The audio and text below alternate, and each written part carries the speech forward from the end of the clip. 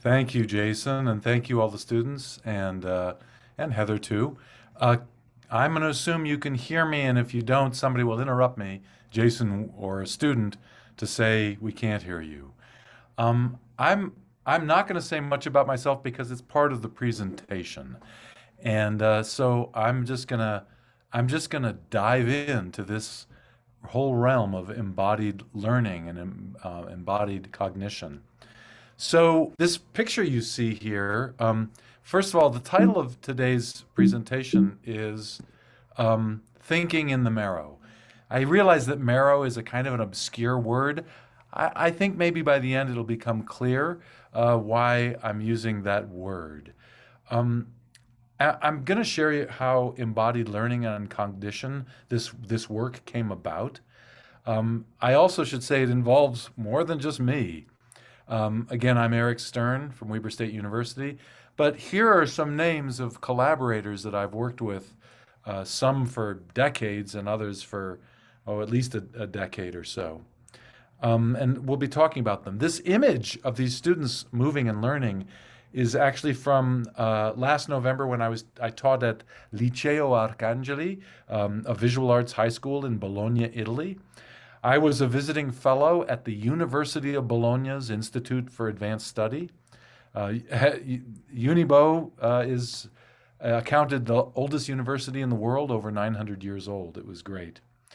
The image is there because I want to get at this essential idea that physical, creative problem solving and mathematical problem solving are interrelated, though it sounds strange, and can be linked in powerful ways.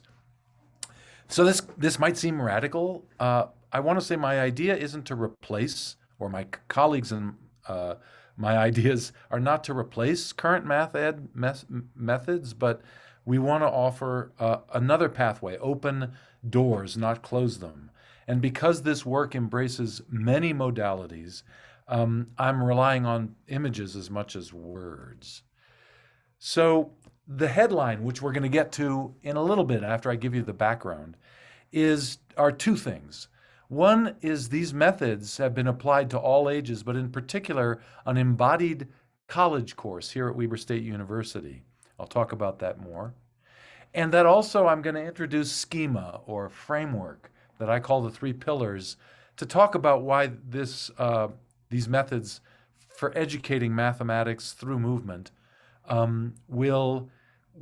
are effective. What's effective about it? And the schema intertwine kind of learning process and using one process to connect to another learning process, the affective or attitudes of students, and also the conceptual, which of course mathematics and dance are both conceptual. Just a little bit of background because I think it's important. Weber State University is distinct from BYU, so I should say it's a state university. It's a liberal arts institution. And what that means, and it's also open enrollment. If you graduate high school and apply, you get into it. So it means liberal arts degrees means that whatever you study, you have to take some classes in everything. A sculpture major takes math, an engineering major takes some creative arts class. And it means that a lot of math students and English students, some of them struggle and have to have developmental math, which is why this class is important. And frankly, it's a national issue of people avoiding finishing college because of their aversion to mathematics. So I'm going to show you an image. Just take it in. What is your first impression? This is from an ingenious prompt, Rachel Bachman, my colleague, an assessment she made about mathematics attitudes. Draw yourself doing math. Don't worry about the quality, just sketch what comes to mind. And I'm going to let you see some more of these. Maybe there's laughter in the room. I wish I could hear what you all are doing, but these are all college student responses. And one area of math concerns itself with affect. Attitude is intimately connected to outcomes in education. And this prompt opens a window to math anxiety and avoidance, and often releases unconscious feelings. But it's not all bad, you know. As a matter of fact, the drawings are rated from extremely positive to extremely negative. And this range of responses is found in students getting degrees in math and those who are getting degrees in other areas. And these responses form very early and are seen in secondary students. As you can see, these suicidal images are not going to be, you don't have to be an expert to know that's not conducive to learning. Now, some of the drawings, though, show a deep understanding of a multi-step process with different modes and approaches and attitudes, or, they connect to the greater world. I'd like you to take a moment and say, what's your first reaction to these drawings? And in a word, one or two words, maybe describe what comes to mind. Type it quickly in chat. I'm going to reach out to my virtual learners, and maybe Jason, in a few seconds, can read maybe 5 or 6 things that are being chatted. What's your reaction? It can be anything.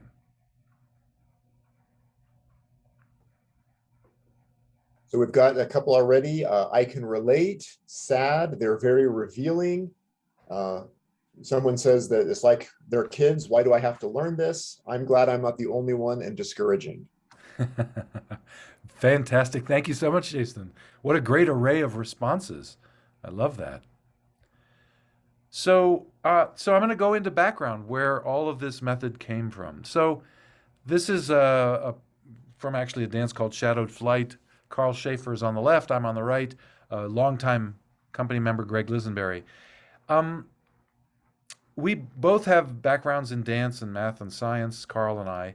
And as professional dancer choreographers, during breaks from rehearsals a long time ago, I won't tell you how many decades, we started to notice and joke about the fact that we thought choreographing and doing math are similar. They explore patterns and playing with them. They look at patterns from different perspectives. They try and define the process, which is ever evolving, and they develop concepts and express them. Of course, we saw differences too, about people stereotypes. Pocket protectors for math, leg warmers for dance. But the thing that I really want to emphasize is we started researching these ideas, and I can't emphasize this enough. It took place mostly in the dance studio. We spent about a year choreographing, writing, exploring these ideas, and created a show called Two Guys Dancing About Math. In it, we dance and notice things and ask questions and get wrong answers and make explanations. And the audience also gets to participate by moving and responding. And this sweaty dimension, it made our concepts public and multimodal and memorable. Carl and I separately and together have made many shows and toured extensively. Here's a performance in Seoul, South Korea. It was for the joint meeting of the International Congress of Mathematicians, the Gwichon National Science Museum, and the International Mathematical Union. And you can see that students of all ages were interested or excited by what we did. And so what happened, and when we did this, we were drawing on a kind of a rich history of scholarship in modern dance, a tradition of exploring how to frame movement. So after a year or so of performing, principals and teachers said, well, can you get the students and teachers doing what you're doing on stage? And that raised this really wonderful challenge. So how do we share this with non-dancers? And how much structure should a lesson have? How much freedom and flexibility? This was a huge challenge and required years of trial and error regarding effective instructions so that each step is accessible. But the basic idea, also I should say teachers and adults were a big part of this as well. The main idea is that the richness, accessibility, and complexity of the process of choreographing has pedagogic potential. And these images are just to show you that these classrooms look different. It means the learning environment is reframed. And as you could see in the drawings, as Julian Chan, my colleague here at Weber, has said, dance has its own form of logic and temperament. The learning space looks, sounds, and feels different. This is Julian's on the left there. This is from the class pattern play. It's not just movement. There's a lot of unpacking. As a matter of fact, the unpacking and the transition to representational systems is a major part of the class. There's some interesting, here's a phenomenological philosopher who talks about the absence of the study of imagination in our theories of meaning and rationality is part of a deep problem in our views of human cognition. And I kind of want to, and so there's this cycle that we use in this, which is warming up, a physical task, a question, scaffolded extension. That might not mean very much right off the bat, but I just want to say that that we drew on extensive literature in dance writers, theorists, and practitioners that facilitate the creative process. So there are areas of academia, of human study that really does understand the creative process. And this literature informed Carl and me as we created these accessible physical explorations that get students analyzing and that encourage creative agency in non-dancers. If this is hard to picture, I get it. Just be patient. Maybe you'll see a little bit more as we go on. A lot of these lessons are about adapting to the students in front of you, and they're very flexible. There's a whole try this sort of mentality to it. So one of the basic things was that we structure physical problem solving. I just want you to check out this picture for a little bit and see what you notice. First of all, when we warm students up, this is about making choices. If we ask people to explore how their arms move, then we say, can you do the opposite? That actually is not a simple idea. You have to parameterize or decide what it is you're doing and figuring out how to find a new parameter. And then the goals get more and more progressively more difficult. How can my group and I organize movements or our collective ideas? We have activities that address counting or combinatorics, to use math jargon, symmetry, growth, functions, probability, geometry. We've shared them in poor neighborhoods and private well-funded schools, primary through college, and teachers. Because of the fear of math, we really don't ever start by writing a math topic on board. We get people to do things. We embrace trial and error and multiple solutions. As I've said, it doesn't mean that we're always moving, but it means action is first, and then the unpacking happens later. And even in some of these pictures, you'll see that there's a woman at the board. We encourage many modalities, but we like the access point to be movement. And these many modalities create this matrix of affective, psychomotor, and conceptual experience that is the basis for understanding. Students carry knowledge around with them. They walk with it. I'm just a real fan of this quote from Stephanie Springay. Embodied experience suggests we don't have them as if they're separate from our bodies, but we are experiences. And that's a powerful aspect of learning. So I'm going to describe to you, as best I can, there's a limit, describe to you an activity. Let's say we do a warm-up, takes 15 minutes, where every student let's say you guys in the room right now, each creates a unique, very short move, 1 to 3 seconds. It takes a while. There's a lot of trial and error and practice, but you get these moves. So imagine you have a class of 25 students, 25 moves. And what we'd start doing is, as a class, we choose them. So we choose the first move, and we learn it, and we name it, sweeping down, or sweeping stork, whatever we want to call it. And we number it. Then we learn another move, and we figure out how to make a transition, because you have to get from the end of one to the beginning of other. We get another name for it. We do a third move, a transition. Fourth move, transition. So we have 4 moves with transitions the whole class has worked on for a bit. We divide in half, we perform, we look at them. We talk about the experience of learning what was hard. Believe me, it's not easy to learn 4 moves and the transitions. There's a lot of problem solving that goes into it. I'll skip that for right now. And then we perform and we talk about it. And then we say, well, is that the only order these can go in? And the students say, of course not. So we put them in groups of 4 or so and say, okay, you have to make up a new order. You have to create transitions. You have to rehearse it and perform it. And we start looking at them, and then we watch a lot of them. And after we watch all the groups, we say, well, how many different orders do we have here? And then we get tired of writing it this way, so then we start to write the numbers on the board. And then, and then we cross out, the redundant ones. And then we ask the question, well, is this all of them? The teacher doesn't do anything more. The students often argue about it. And then we say, well, okay, in your groups that you choreographed, try and answer this question however you want. And we always get lots of different ways of answering. Sometimes says, oh, well, what if sometimes they learn a word like permutation, or they don't. They say, choices.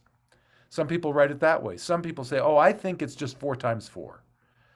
Somebody else, they don't do it typing, but they write out like a tree diagram. Somebody else says, oh, I noticed these other things, or I remember something from math. And then what happens is there are discussions, and students actually challenge each other. Well, I don't understand that, or I don't see why it's that. And we arrive at an answer, and this becomes the basis for study of, could be a lot of different things, and I'll talk about that. Growth, counting, probability. It can lead to many different questions. So what I want to say is that I should say that Scott Kim, the fellow in the tetraflexitube, a mathematically folding thing, joined us, Carl and me, early on. And we compiled a lot of our activities and philosophy in a book that has been used quite a bit. But the main point of this is, as I said, is it reframes student and teacher actions and how time is used. The choreographic activity serves as an anchor for a series of interrelated math ideas and dance ideas. We reframe how to think about dance and mathematics. Catherine Dunham, a brilliant artist of the 20th century, African American. She was a visionary choreographer, also an anthropologist and writer. She wrote this quote about participation regarding field work in anthropology, but I feel that it applies completely. However, after doing this, hundreds of workshops with thousands of teachers, different continents, we really lacked an extended study or a study of these. And I ended up at my university working with a very supportive administrator and talking to people, eventually creating a course, Julian Chan and I, called Pattern Play, Movement and Mathematics. It was interdisciplinary. We have general education requirements. It satisfied 2, QL, quantitative literacy and creative arts. And it was assessed by Rachel. Rachel created that drawing prompt. I'm going to quickly go through some of the outcomes. First of all, we had the normal group with the movement-based, and a control group that Julian taught by himself, very conventional, same math ideas. The general takeaway, first of all, there were 3 assessments. A first day of class, last day of class, more conventional math test, not like the final of this, but just a conventional general math test based on these ideas, the drawing prompts, and these problem-solving interviews. So just to briefly summarize, in the math pre and post test, the pattern play students averaged 26 point higher out of 100 on the post than pre. The control group averaged 9 points higher. And I should also say that this is controlling for the differences in the sizes of the 2 classes using a statistical application called Mann-Whitney U. And so the pattern play students, Rachel concluded, showed a statistically significant difference but in their gains. It was higher than the students in the control class. She also did beginning and end of semester for both classes. I'm just going to show you some of the pattern play students. So you notice that there's no one in joining her in the picture, the first picture. The second one, there's a sense of group activity. This one, again, there's a change in affect. This one, tired, confused, frustrated. Kinesthetic learning. These are the college students in the class. This one was a very disturbing drawing, but at the end, still hard, but I know I can do it. I should say that the the pattern play students post class drawings were like 3 out of 4 were more positive. About 40% were more positive in the control group. No pattern play student had a final drawing that was strongly negative. 5 of the control group, almost over a quarter of them, were strongly negative. And you see these shifts in the drawings. So I also want to talk about the assessment of the treatment and control of these non-standard problems. So here's one where you see these 3, and the basic question is, there are these 3 squares, and they have the same dimensions. And the question is, are the shaded regions of one of the squares more than the others? Are they the same? Or are they in some ascending order? And so I'm going to summarize the control group. I should say that Rachel was in the room with them, and students were allowed to either take it alone or in pairs because we wanted to see if the cooperative learning of pattern play carried over. A typical conversation was somebody would say, or 2 people would say, I think they're all equal. Rachel would say, why? I don't know. How did you figure out? I don't know. Would you like some more time? Nah, let's go on. The treatment group was extremely different. You might start with the same thing. Why? I don't know, but I know the squares are equal, and they all have circles, etc., etc. And Rachel's conclusion was that students were quick to recap information and interact with the problem, experiment with other ways of doing things. They interacted with these non-standard problems, she said, the way she wished her students did. There were fewer signs of anxiety and panic, and they persisted. They engaged with math as mathematicians would.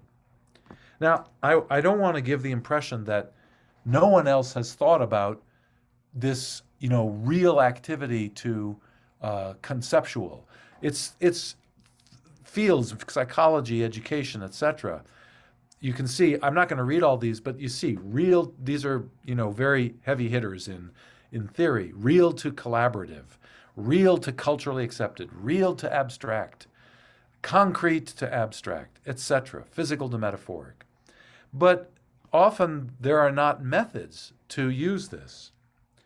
And so I want to encapsulate this by dance philosopher Sandra Frawley's comment about a dancer doing 2 things called moving and thinking is doing one thing, which is dancing. So there's this idea of reintegrating.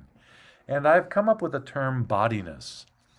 In this, students devise and share, choreograph, and represent and formalize.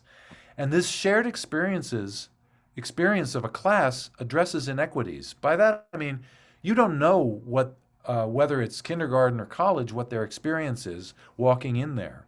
And that disparity can often lead to anxiety and poor performance. In this case, if they all have a shared experience, it allows them to collaboratively trace and retrace. So for me, bodiness refers to when physical problem solving and creative expression are the origin point that students can return to. And there are many other modes. I want to read this because this is from, I would say, math origin theorists. They're also linguists and psychologists. Our embodied mechanism, they wrote a great book about, sorry, I'm interrupting myself, a great book about the origin of math. Our embodied mechanism and our thinking mechanism coexist not in a one-to-one way, but indirectly through the grounding of the conceptual system in everyday life. This grounding is fluid and fundamental and connects our embodied experience with our environment and is the basis for language and math metaphors. Again, I want you to think about this. It's not simple. It's not just, oh, I have to do this shape with my hands to remember something. It's how we think physically is what is the basis of our other forms of thought. So to describe how and why this works, I created the three pillars. This was recently published. I wrote with Rachel in a special issue of a journal based on 4E cognition, which is an emerging framework for understanding this embodied cognition and learning. And the basic idea is that problem solving, creative thinking, and abstraction are the domain of many human endeavors. I've been in many math conferences where you'd get the impression that mathematicians feel they own abstraction, but nobody can. And artists and scholars are recognizing that the physical thinking is physical in origin. So the first pillar is this idea that the choreographic pattern and the mathematical pattern are very similar and they overlap. And that the task, like I described with the dancing permutations, it's fundamentally mathematical. But the shift from the choreographic to the symbol is done very carefully in a rung-by-rung manner. And it builds agency in participants, and this multimodal experience is a source for understanding. Often, a choreographic activity introduces an entire unit, and obviously there are many different modes, collaborative, etc. Pillar 2 is maybe a little trickier, but I think is also the foundation of this. And that is that the artistic physical exploration process is a paradigm. It's like it sets up how to deal with mathematics. The creative process is honored, and that movement invites this concrete to abstract direction of thinking. And yourself and your imagination are part of it. There's purposeful play and all these other things. And aesthetics come into it. You know, anybody who knows professional mathematicians will see that it's an aesthetic, artistic, creative field. But math classes tend to really avoid that or not have an effective way of integrating it. Math starts to look more like what mathematicians do, explore, try things out, discuss. And there's a much higher level of participation in these movement-based activities. Pillar 3, once you include the body in what you're doing in body control, you can also use that attention to the body to address directly anxiety and avoidance. There are body breath activities. There are more full-on heart rate elevating activities. There are focusing exercises, mental exercises that are connected with movement. And once you bring identity and self-expression in the body, you immediately can access these self-regulatory things, approaches, strategies. As a matter of fact, I think the most radical thing Julian and I did was integrate into the syllabus that part of what this class is about is reflecting on your learning process and how you can better govern your own learning. Now, what's interesting is these ideas are present in some places. Here are the U.S. National Core Arts, some of the key words in their art standards. I just want you to look at them generally. Generate, conceptualize, meaning, organize, create, analyze, respond, perform, refine, relate, and connect. Now, here are some of the U.S. standards of math practices. I just want you to look at these and just see what you think, see what you notice. What I would say is, for me, I like this not one-to-one. It's more like they create a cloud of similar ideas. To me, evaluate, interpret, respond, and convey meaning are reminiscent of make sense and construct an argument. Perform, produce, present, refine, create, organize, analyze remind me of attend to precision using tools and problem solving. Again, it's a complex, rich relationship between these. And, you know, we started this, Carl and I, before some contemporary frameworks existed. Really, the term embodied cognition was not being used very much when we started this, or at all. Learning, embodied learning. Arts integration, very important tool. Big part of Arts Express, which is the BYU Beverly Taylor Sorensen program.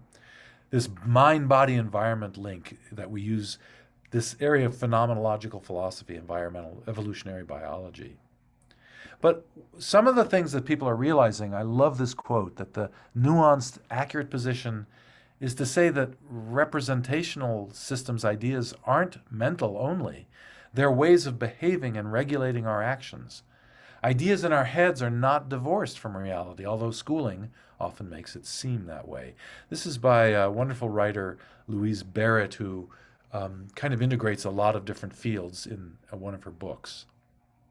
So I just want to return to the origin of this.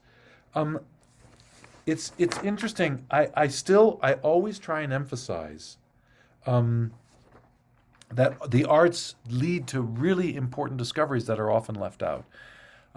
Marcel Proust, you may have heard of, À la recherche du temps perdu, a game-changing book about the remembrance and noticing of one's thinking. There's been a book recently where it hails Proust as a neuroscience. I think that's fine and all good. He was an artist first, and I think we need to acknowledge more and more what artists can bring to the table. Adrienne Rich, great American feminist poet, part of her poem Planetarium. I am an instrument in the shape of a woman trying to translate pulsations into images for the relief of the body and the reconstruction of the mind. Her vision embraces an almost mystical relationship between the act of understanding something outside of us and the potential for reshaping our inside. And then this excerpt that is very influential to me. I often turn to poets because I find that sometimes scientists come up with words that isolate their field from others, but they're not universal. And this idea, God guard me from those thoughts men think in the mind alone. He that sings a lasting song thinks in a marrow bone. Yeats. So for centuries, marrow meant the seat of a person's vitality and strength, the innermost part. And marrow anatomically wasn't confined to bone. Darwin talked about brain and spinal marrow. And this, so thinking in the marrow bone, to me, conjures the complete battery of our senses and feelings. It presupposes that we think deepest when we include our physical, intellectual, and spiritual dimensions. Yeats is praying to avoid the ills of separation of mind, body, and spirit. So to my ear, marrow thought or thinking of the marrow is much more effective, and it's the title of the book Rachel and I are writing about all this stuff. Which leads me back to where this all started in the dance studio. And it used dance research as a way to help people access thinking in a concrete way. And the movement arts offer a path that doesn't atomize ourselves and our body. They're whole person learning. They operate on the organismic level, and I think we have a lot to learn from the arts. Certainly I've drawn from it. Okay, so I'm going to end with a 2-minute sped up video, excerpted video of one class session of pattern play. That's Julian on the left. So we get the space ready. We're going to warm up, and students, you won't see it, are making a lot of choices in the warm up. They are really making active choices. Then they have to work to create some moves on their own. They actually have to create 5 moves distinct, and one of the moves is called the exit move. It takes them off the space. It's called the exit move game. They get their 6 moves, they use a die, and they assign each move to a face of the die, and they roll the die, until they get the exit move. And then they perform for everybody these dances that they made up. They talk about them aesthetically, talk about things to improve on. But they also notice that the dances are all very different lengths. In other words, how many rolls they had to take before the exit move and the dance was over is quite different. So that leads to, again, noticing the aesthetics of the dancing, but also to discussing what the outcomes were and how it affected the dances. And so we end up collecting the information and say, you have to represent the data from the whole class, how many rolls or etc., in some way that you want. And we're going to show you some examples from a recent version Rachel taught. And these are students without directions figuring out how to represent the data. I like how some of them are really non-traditional. I love this circular one that is effective, but it doesn't fit in with a lot of uh, conventional approaches. And then after this, of course, we transition to some of the more culturally accepted ways of looking at it. Julian talks about it, I do. And then, of course, the ever present exciting worksheet. And then but during the worksheet, we also retrace many of our steps. So oh wait, let's see. Yeah, then here are just some of the references. I just want to say that these classes are not like a typical dance class. You're not doing tricky things that other people, the dance teacher is doing. You are exploring within parameters. And that it's also never a literal reenactment of mathematics. We want the dance to be as interesting as the mathematics, so it has to be a legitimate choreographic idea. And with that, I'm going to look at what time it is and see if there's time for any questions.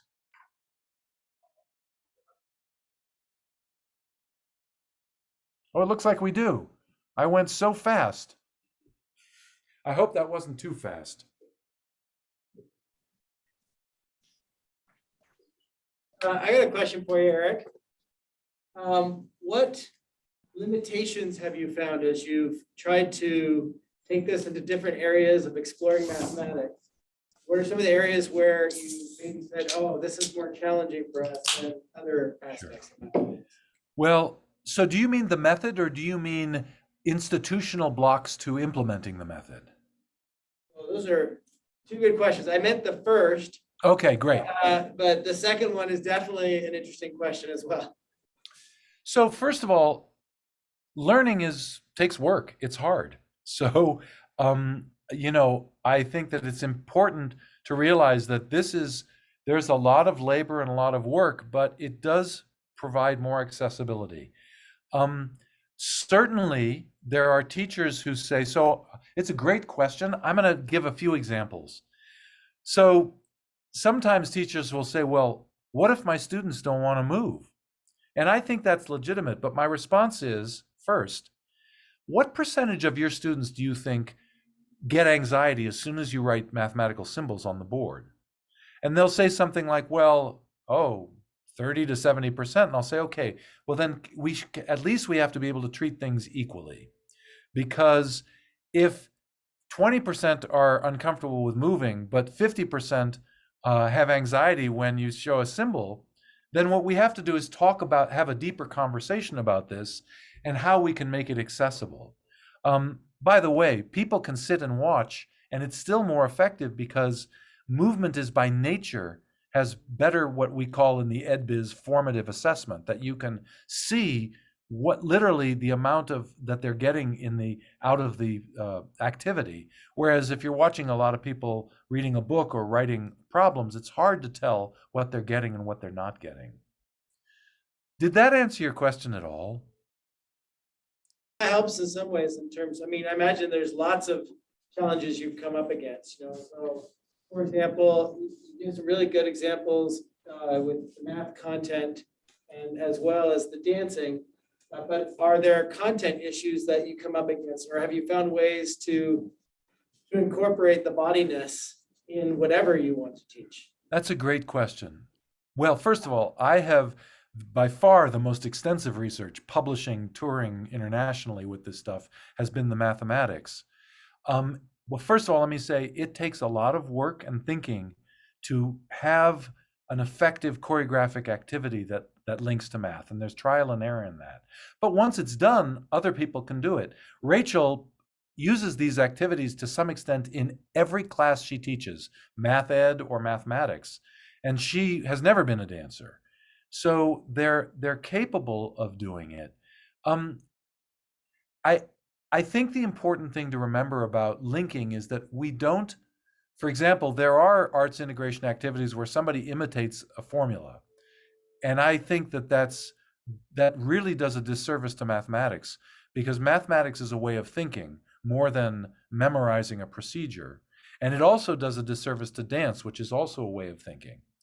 So I think that the art of this, a lot of it is in the transition from the pattern that is both mathematical and choreographic to the, what I say, the accepted cultural approaches to mathematics that we want to convey.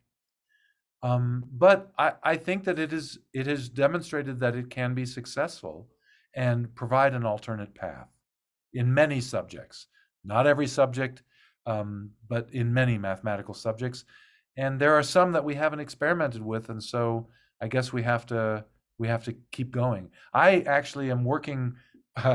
The gauntlet was thrown down when I was in Italy to, well, let's do something about calculus, and so I've been working on trying to figure out a movement activity that gets at this fundamental idea of limit, which is a calculus idea.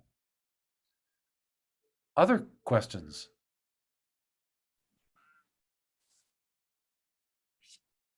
Erik, this is Yeah. Heather. Hey, Heather. Hey, what about aesthetic in terms of what participants' idea of what dance or movement is? Do you have to address Yeah. people's perceptions of what dance looks like? To Yep. some people, ballet is the only dance. To some people, it's modern, Right. or others, many others. This is a great question, and I'll just restate that we are reframing both dance and mathematics in terms of the way they're generally thought of. We try and make math something about thinking and exploring rather than procedures. And we also say that dance is about exploring rather than just learning some steps.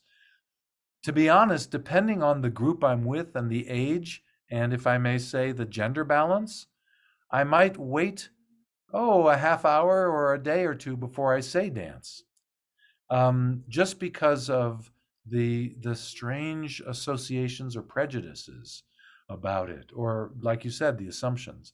What's really fun about this is if a student has to make up a movement, it could be from anything. It could be soccer inspired. It could be street dance inspired. It could be lots of things. And really, because what we're doing is manipulating movements along parameters, any kind of movement, as long as it's clear, can count. So you're right. There is a process of getting people to be less freaked out about dance. Okay, the joke that Carl and I have made about this work is that we took the thing that makes you feel clumsy and the thing that makes you feel stupid, and somehow they ameliorate each other. They help each other. And that's sort of the joking kind of thumbnail sketch. Any other questions? Or observations. I'd love it if a student says, I don't understand this, or has a question, or thinks it's exciting. It doesn't have to be a question, it could be a statement.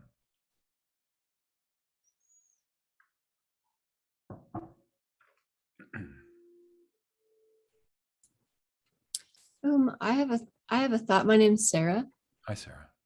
Um, you said that mathematics is a way of thinking, Yes. and so is dance, but strangely, both of those things scare me because I feel like they're like A plus B is C. There's a formula, there's Right. an answer, there's not a lot of room to think, which is Right. why I feel like it's hard for me Sure. to trick someone that I could be good at it. Sure. And so I'm wondering more about, like, how can you expand on that? I feel like my experiences even with dance have been, here's the move, Right. everyone do them in sync, and I can't keep up. I'm struggling because I'm thinking so hard about it not being a way of thinking. This is thank you. Very specific. So I'm going to go back to, but I'm going to take more time with it. If I were to ask everybody in the class right now to sit tall in their chair and start to work with their shoulders, what can they do with their shoulders, right? And then if we did this and I said, don't look at anybody else, you do with what you want to do with your shoulders. And we do it for a bit. Usually I have a drum. Didn't bring my drum with me. And then at some point I say, okay, close your eyes. I want you to picture what you were doing with your shoulders. And I want you to for yourself, define it in some way, right? So I'm not saying do what I'm doing. And it might be you've noticed, oh, wow, I'm really doing forward. I'm going to give examples. I'm doing circles that are forward. Isn't that interesting? And I alternate. I wonder what else could I do? And then people start to say, they say, oh, well, I could go backwards. Or what if I did them at the same time? Or what if one was forward and one was backward? Or what if I didn't do that at all and I lifted them or something? And then, so first of all, let me just say, this is not, I have a wonderful math colleague in Australia who says these are non-trivial cognitive problems, right? They're not easy. But then you get everybody to talk about, well, how did you change your shoulders? And then we get a list of all these things, and it's not like, oh, well, that's wrong. You're not allowed to change it that way. But again, it's about exploring. It's about pushing yourself within what you feel comfortable doing. Now, that's a tiny little example, and each one might get a little bit broader, right? A little bit more challenging. But the point is, it becomes about, can you change this rather than can you do exactly what I'm doing? And that basic unit of what are you doing and how can you parameterize it, to use a fancy word, is the fundamental way that we're approaching. And that's why it is not like a dance technique class. It is physical problem solving. What do you think about that? Did that make any sense? Yeah, I guess it brought up the thought that I'm trying to uncondition myself how to think of these things the way that that pretty much we all have been taught at Sure. the beginning about what math is. Sure. And so do you feel like that's kind of like a disservice then when we're so young and we're learning addition and then subtraction, and then we start learning like not to think of it as this kind of conceptual or I couldn't agree more. I think it is a disservice to math. What I feel like, first of all, my life has been interesting. I'm a professional dancer, but I spend a lot of time with mathematicians. Mathematicians are constantly extolling the fact that there are many ways to answer a problem, that it's creative and analytical, all of those things, that it requires different modes. It's just that that's not what's happening in the classes.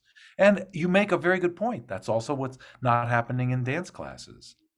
And so this explorative, like the example I gave, well, you have 4 moves, how many orders can they forego in?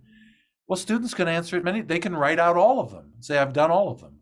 They can come up with a formula. They can make a tree diagram. The point is right there, we're letting people solve the problem and see that there are many paths to the solution. And so even if I decide, okay, let's talk about this fancy word factorial, if we get to that, they still understand that's not the only way. And that's part of the problem, is that means that if you have an impulse or an instinct about how to think about something, it's usually squelched before you even get to even notice that you had it. So yes, it does reframe both of these. And yes, it takes some work. It's probably time to stop. It is time to stop. Thank you so much, Erik. Just in the chat, there are a few comments just thanking you as well. That they agree it's great to have your perspective. They wish they had taken classes from you. So we all, I think, feel similarly. We appreciate your passion and enthusiasm and wonderful ideas. Class, Okay. if you'd join me in thanking Erik for his contributions to our seminar today. And we will conclude seminar now and plan on seeing you all again next week. Thank you.